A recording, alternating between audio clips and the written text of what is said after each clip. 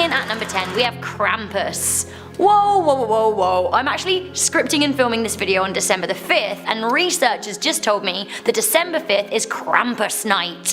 What? Now I'm pretty scared.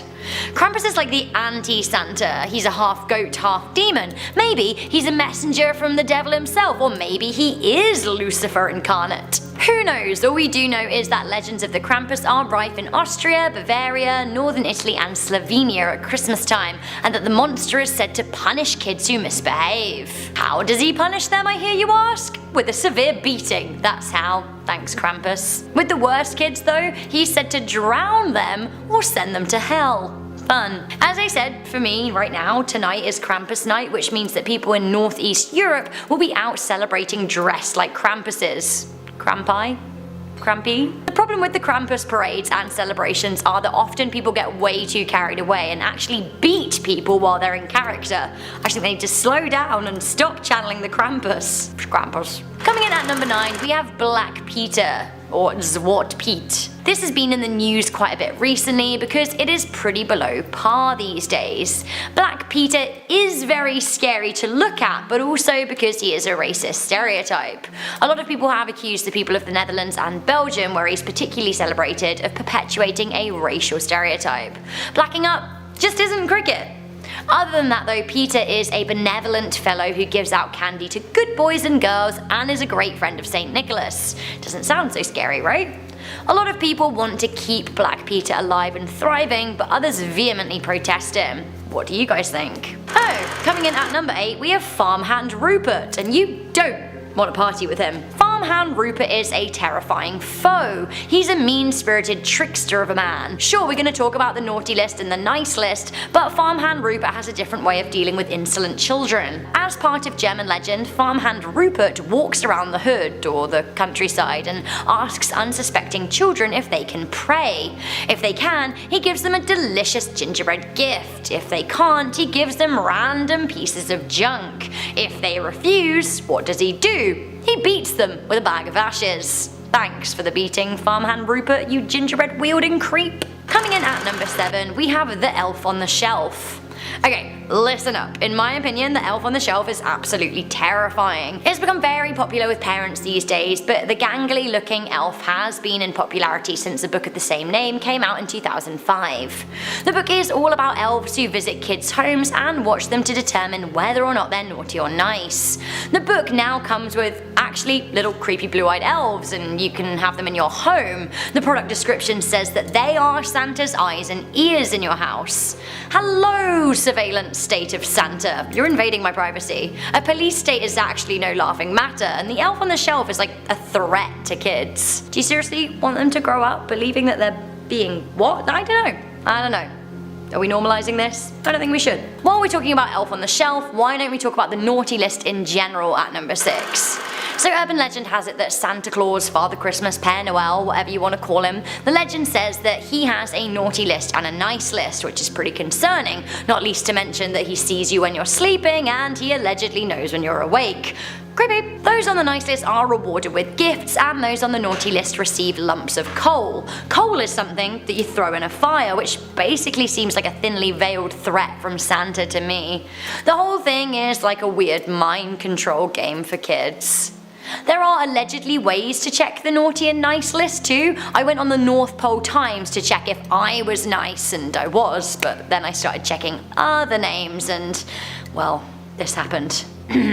You sure about that, Santa? You sure? Coming in at number 5, we have the Portuguese ghost dinner. In Portugal, people get up early on Christmas morning and have a feast for the dead called consoda. It is to honour ancestors and dead relatives. Families will leave out extra plates of food as offerings for those who have passed. The offerings appease the dead and ensure good fortune for the household. If the feast isn't held for the ghosts and offerings are not made, well, it could be a bad year. Coming into number 4, we have Anne Boleyn.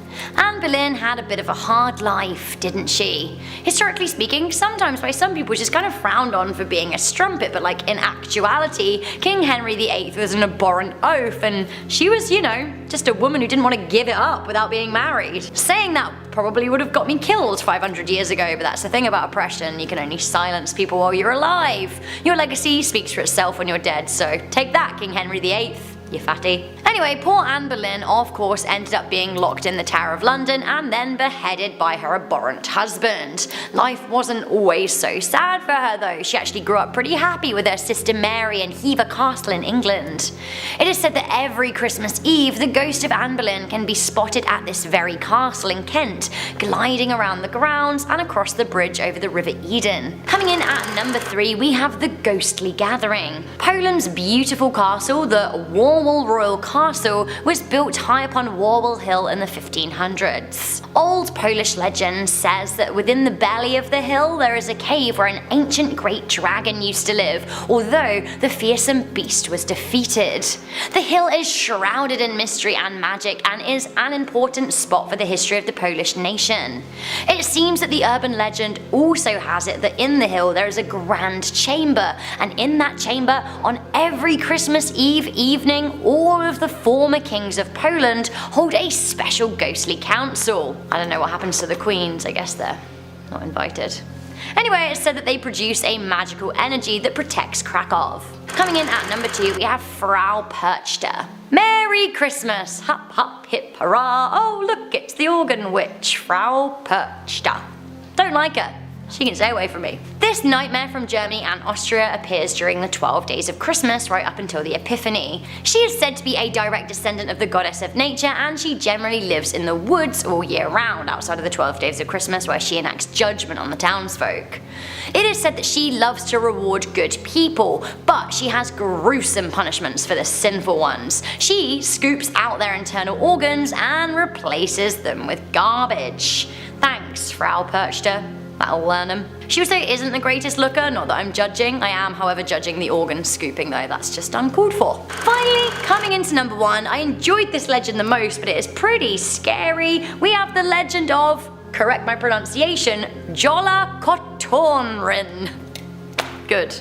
Thank you, Iceland. So yeah, beware Jolak Kotorin, the nasty killer cat. This ain't no household cutie kitty, absolutely not. The Icelandic Yule cat is part of a tradition of new clothes at Christmas. Good people, children and adults alike, are supposed to receive new clothes to wear for Christmas Eve. If a person receives new clothes, they're hard-working. If they don't, they're said to be lazy. The Yule cat is the pet of a giantess, and it is said that she prowls the snowy countryside to set upon anyone who hasn't received new clothes. The cat will then gobble down the unfortunate soul, leaving no trace.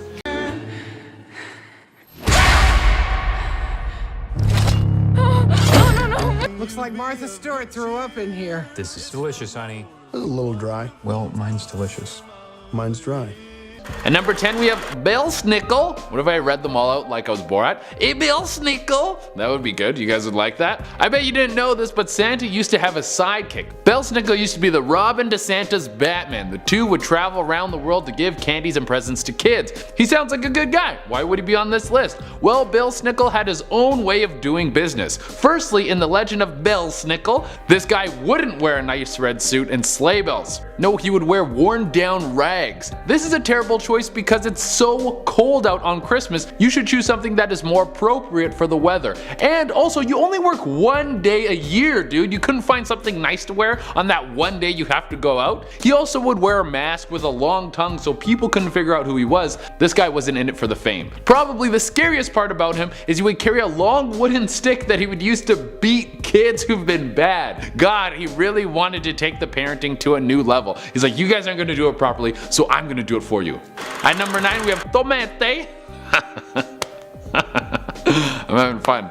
Believe it or not, Christmas isn't just a big deal in North America, it's all over the world. Each region that celebrates Christmas has their own urban legends to go along with it. In Sweden they have Tomete. This is a magical fairy or sprite who goes around and visits people on Christmas Eve to leave them gifts and just hang out. The Tomete is supposed to be a symbol of a good winter harvest and a safeguard for all the animals on the farm. His actual form is unknown, but he usually appears to human as a short gnome little dude with a long beard and he's old and stuff. On Christmas Eve it would be tradition to leave a bowl of porridge out for Tomete. If you forgot to do this, he would curse your land by killing all your crops and livestock. All over some porridge? Dude, chill, like I've had porridge. It sucks. It's no reason to go berserk and ruin someone's livelihood. At number 8 we have Yola Katurin. This is a big cat that will eat you the day after Christmas if you wear your new clothes too soon. What? Why? I have so many questions about this thing and I don't get it. I'm so confused. It's not like a tiger or a lion or something. It's just a massive house cat and it wants to eat people with fresh clothes because I think they taste better. On top of this massive cat killing humans, it's owned by Grilla the Troll, a nasty character from folklore who we might break down in this video. I don't know. At number 7 we have La Befana. What happens when you cross the Wicked Witch of the West with Santa Claus? Well, you get La Befana. She does a lot of the things that Santa does. She goes around from house to house and leaves gifts for good kids and coal for the bad ones. She uses magic to get around and has great fashion sense. But she also does a bunch of witch things, like riding around on a broomstick and being dressed in all black. I know it's winter, but you can spice it up a little, girl. Throw in some nice greens, some nice reds, all those little things. On top of all this, she doesn't only leave coal for bad kids, she leaves bad luck. What are you doing? Maybe these kids are being bad because they have a terrible home life? I don't think you should be leaving them more bad luck. That just doesn't make things any better. Just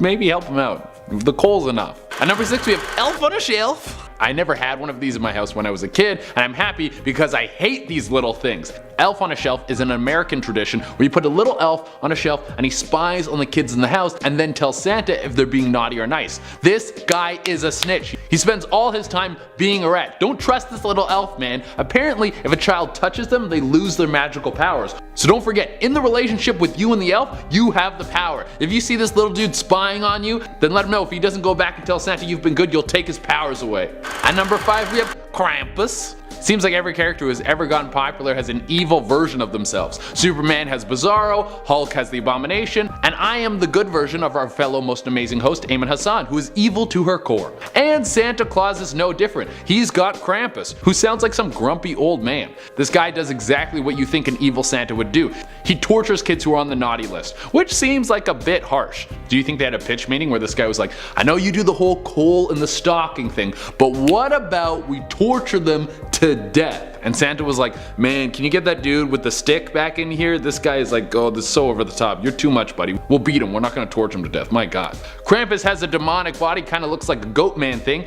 If he was in an episode of South Park, he would be called Man Goat Christmas. Half man, half goat, half Christmas. At number 4 we have Le Père Fouettard. Okay, so the French also have an evil henchman who would follow around Father Christmas, and his backstory is about as dark as they come. The Père Fouettard was a professional butcher, and one year he was running a little low on meat, so he found the next best thing. 3 human children. I guess their meat is tender or something? I don't know. Yes, this maniac was going to chop up some 10th graders and cook them up, but right when it seemed all hope was lost, Santa burst in and saved the boys. Because of his shame and defeat at the hands of Saint Nick, he was forever his slave. He had to do whatever Santa wanted, and Santa was like, you're terrifying, so why don't you scare all the kids who misbehave with your massive butcher knife? And Le Père Fouettard was like, yeah, I can do that. At number 3 we have Fropersta. After reading about this urban legend, it made me happy that we settled on Santa. He's so nice and he's not as extreme as these other people on this list. Fropersta didn't mess around. She was super mean. If you heard about this legend when you were a kid, I bet you would be good all year round. Fropersta would walk around during Christmas time and knock on people's doors. When you answered, she would then check her naughty list and do one of 2 things. If you had been a good kid, she would give you a silver coin. Like, there you go, kid, don't spend it all in one place. But if you were a bad kid, she would cut open your stomach and rip out your insides. Whoa, I forgot to take out the garbage a couple times. It doesn't mean you have to disembowel me, I'm not that bad. Also, if this is the lottery we're playing, you have to give me something better than a silver coin. The game is literally silver coin or death. Who would play that? At number 2, we have Gallagher Loris. Very cool name, but not a cool guy. This creature would just show up on Christmas and terrorize villages for 2 weeks and then disappear. Very rude. Harrykant Lars is a goblin that lives in packs under the earth. This monster kind of looks like a little monkey creature thing with razor sharp teeth, like a little goblin. And to top it off, it will come and steal your baby. If you have a baby born between the 26th of December and the 6th of January, you better watch out because this little demon will try to claw its way into your home and take your newborn baby and then turn it into one of the little monkey goblins like itself. You guys like it when I do this? Remember those commercials that were like Lego My Ego? This is like that, but you would be crying because a monster stole your baby. And for the #1 spot we have Grilla. Legend of Grilla stretches all the way back before Christmas, but Christmas wrapped her up in another way to scare the hell out of kids. Holy poop your pants, she is scary. So remember that creepy cat we talked about earlier? Well, this is her owner. She's a troll that lives in the mountains, and she's a giant, and she comes down during Christmas, and she will come right into town and steal kids. There's not even a naughty or nice thing about it. She just starts grabbing kids and putting them into a sack. She doesn't even care. She doesn't care who you are, she's just hungry. She's like every college kid who's scarfing down ramen trying to stay alive until they finish their exams. If you're one of the unlucky bunch who gets stolen and taken back to her lair, don't be worried about her grinding your bones to make her bread or baking you into a cake. She's gonna eat you whole. She's gonna suck your whole body down like the These legends didn't mess around. Chimney Monsters, the evil demon looking creature that goes around giving kids another chance to, be on the nice list, asking them to pray. Well, if they agree and succeed, they get rewarded with a sweet gingerbread house. If they can or don't, well, he beats them with a bag of ashes. Which sounds like it'd be nothing more than a measly pillow fight, but who knows what demon ashes are made of? Maybe if you get some ashes on your skin, it just burns right through. I mean, we're talking about demons. And next up on this list at number 8, take a look at this.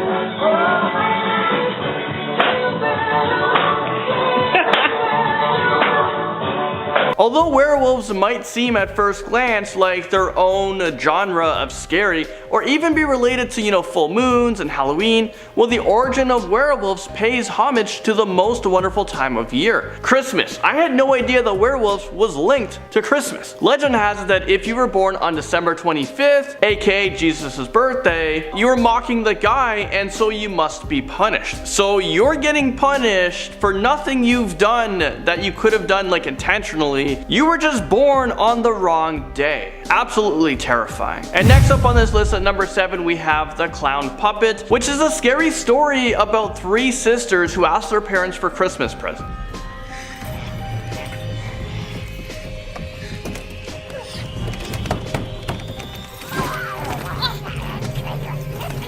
Well, first of all, who in their right mind would ask for a clown puppet for Christmas? That is just asking for trouble if you ask me. So the story goes like this. The youngest of the 3 daughters asked for a doll and received a clown puppet, but went missing 2 days after Christmas. The year after, the middle sister asked for a doll in memory of her sister, and when she got one for Christmas, she also disappeared. Same for the 3rd sister, and the family fell into poverty after that. One day the parents were in the attic of their home when they found the original clown puppet sitting on a throne made out of lollipop with the 3 daughters' heads propped up on sticks around the clown puppet. Is this real life right now? I feel like this is the cross between It and Chucky, but way damn scarier. Those are comedies in comparison. Note to self, don't ask for a clown or a puppet or even a doll this Christmas. Yeah, I hope Santa doesn't bring me any of those. I'd be more happy with a lump of coal this year. Even those demon ashes. I'll take my chances.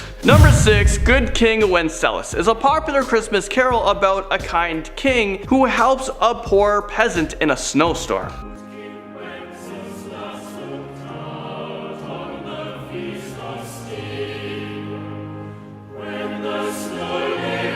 However, most people don't know that the inspiration for the song was a real person who died a horrible death after he was stabbed repeatedly and dismembered in front of a church. You know what they say, a good urban legend lives on, but a better urban legend inspires songs for whatever reason. Bring me flesh and bring me wine, bring me pine logs hither, Yeah, I'm gonna go ahead and never play this cannibalistic Christmas tune ever again. Number 5, everyone loves Christmas carolers, right? I don't know what I would do. I think I'd have to be in a good mood to open the door and just have people singing songs, carols. Maybe I'm the Grinch, but I don't know if I have time for that. Okay guys, I'm kidding. I have a daughter now. Things change. If I saw little kids coming to my door and they're singing me songs, I'll be happy. As long as they're wearing their mask and staying 6 feet apart.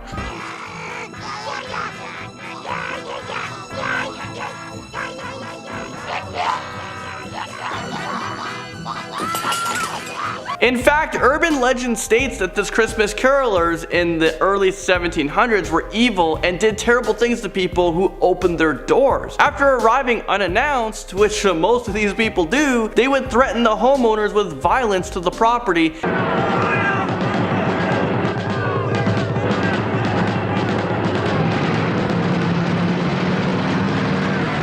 And at number 4 we have the Nutcracker. The Nutcracker ballet is based on the 1816 story, well, the Nutcracker and the Mouse King. And everyone's favorite holiday ballet, like ever, like growing up, these are all the plays that I went to. You go to the Nutcracker. So how are we going to destroy this one with an urban legend attached to it?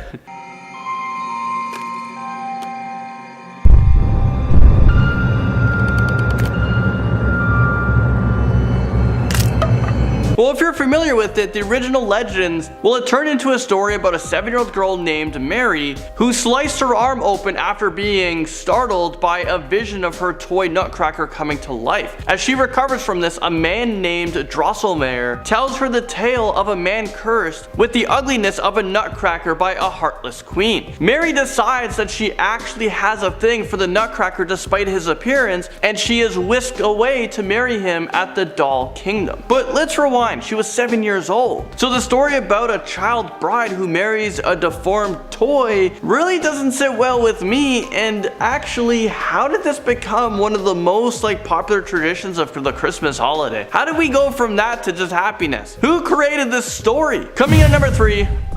There are countless European legends that tell of both helpful and malicious supernatural creatures sneaking into homes through chimneys. So it's not just Santa Claus coming down your chimney. We actually did a video titled Top 10 Scary Christmas Monsters. You guys can go check that out on our channel. In Greece, goblins called Kalakanzaro were known to crawl into homes through the chimney and terrorize the families within it. But places like 19th century Pennsylvania, Snickle, or Snickle slip down chimneys to reward good children with oranges and punish naughty ones with a whip. Well, you know what? I'm not a big fan of oranges for whatever reason, so if I were to choose one, just whip me. And at number 2, we have Saturnalia, which is one of the most popular of Roman festivals. Dedicated to the Roman god Saturn, the festival influence continues to be felt throughout the Western world, and it is directly related to Christmas, as it starts just before and ends on the 25th of December.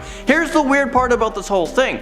Saturn is widely regarded as the planet of Satan, something I had no idea. And there are legends turned modern day rumors about how there is a human and child sacrifice that occurs in this strange tradition. Can't get to the bottom. The word Christmas is a combination of the words Christ and Miss. The word Miss means death. And finally, topping this amazing list that's ruining my childhood right now, in number 1 we have stockings. One of the best parts about Christmas, but I'm about to ruin that for you guys. It's like a bonus to all the other presents. I love stockings. It's all these little gifts that you need. You get your deodorants, your socks from there. Let me know what's usually in your stockings. And of course, it's always filled with chocolates. I'm obsessed with chocolates. If you guys need anything from me, just give me a little bribe. Not a big bribe, just a little ball of chocolate. Well, this one dates back to the 4th century, so we're going back a few years, and then a few years before that. There are popular legends that try to tell the history of this Christmas tradition. Long ago, there lived a poor man and his 3 very beautiful daughters. He had no money to get his daughters married. So like a really long time ago, where young women whose families couldn't give them a dowry were unable to marry. So we got producer Chris right now. I don't know what a dowry is, so we're searching the web right now. A dowry is a transfer of parental property, gifts, or money at the marriage of a daughter. Dowry contracts, what is that? Is that a dowry? Oh, it's just a scale? It's just a handoff? Wait, Are you trading your house for marriage? If it's a big house, I ain't getting married. Yeah, this is a long time ago. We don't do this now. So a bishop who learned of an old man who couldn't afford this gift for his daughter knew that she would be forced into the streets and damned to prostitution to make ends meet. Well, the legend says that St. Nicholas, well, he crept down the chimney and filled the stockings of the little girls with bags of gold and saved the day. You know what? I wish Santa saved my day and filled my stockings with gold, bags of it. I want bags of gold for Christmas. The next morning, the girls and their father found the bags of gold and were overjoyed. The young women were able to get married and they all lived happily ever after. And that is how stockings came to be part of the Christmas tradition.